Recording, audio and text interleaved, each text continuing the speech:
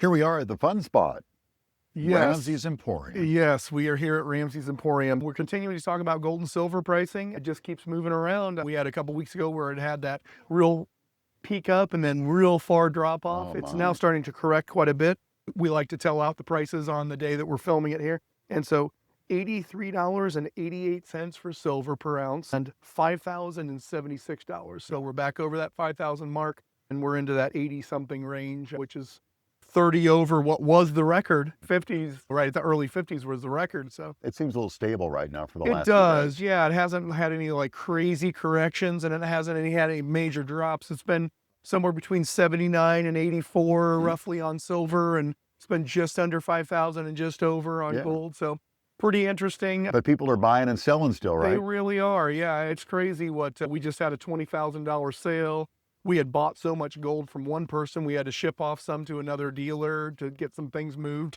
It's always crazy when you got to free up $130,000 in cash on gold bullion. But I've never had that problem. I know when you're buying and selling so regularly, you do have to free up some of that cash flow because you're constantly buying from somebody and selling to somebody. So Great. But anyway, we had talked about weeks past that we've been buying some pretty good runs of costume jewelry. Just want to let people know that we're still buying those higher end stuff. We're buying separately, but some of the stuff we're buying in flat fulls. And when I say flat fulls, these LaCroix chip flats, we sell these by the flat full and we buy them by the flat full. So some of the stuff that's not as expensive, if you can hook around the corner here, check that out. All those LaCroix, the Coca-Cola, and the other cardboard underneath that wooden tray, that's all costume jewelry. So that is stuff we bought in the last week.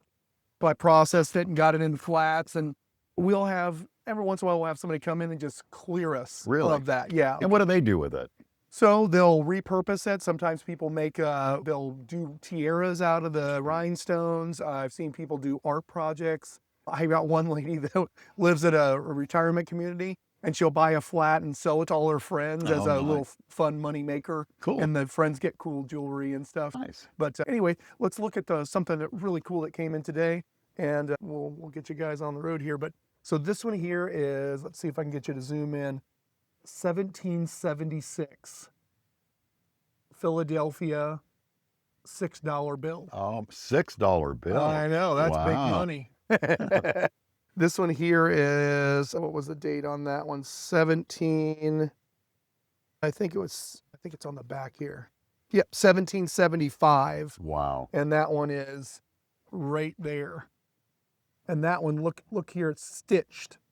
It came apart and they hand stitched it. Oh my goodness. So when you get that time frame, they did a lot of that type of stuff. They didn't have Scotch tape then? They probably did not. Yeah. So no Post-it notes, no Gorilla Glue. Gorilla Glue. Yeah. Fort Wayne Southern Railroad. This is a Muncie bill, and it's a $5. It's a Confederate time frame, like some of these were 1860s, 1850s, so just before, just after Civil War time frame. Nice. But I'm just going to flip through some of these. There's a Fort Wayne and Southern. There's a real rough Bank of Florence. I'm not sure the angles I'm getting. So tilt straight more up and down. Okay, awesome. Kentucky Trust and Bank. Oh my. And again, this one's 1853 on that one. That's real currency, right? Real currency, yeah, from that time frame. There's a Southern Bank of Indiana. Oh yeah.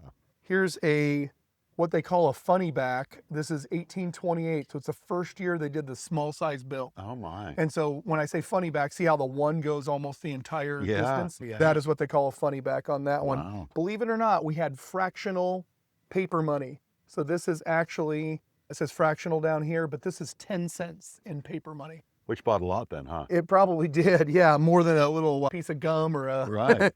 So here's some more of those like Confederate bills. That's a $10 bill there, $2 bill. Wow. These are really cool. This is the World's Columbian Exposition. Admit one bearer. So this is a ticket to get into the 1893 World's Columbian Exposition. Wow. So states had their own bills. So yeah, some states had their own bills, and let me get down to, there's two other designs of that World's Columbian Exposition tickets. Wow. Isn't that cool with George Washington there? Yeah. Here's another funny back, but look how crisp that one is. Somebody did hand write on there, but we've got, this is what the large bills look like prior to moving. No kidding. So this is 23 and then 28. You need a big wallet for those. I know. Then they had big wallets back then. This is another really cool piece here. Wow. Awesome. But we get some fun money, older money in, both coins and bills and like currency stuff. And so when you're coming in and you like that type of stuff, we've always got something for you to see. All right. Come on in on Farabee Drive. Yeah, we'll see you RamZs soon Emporium. at RamZs. Yeah.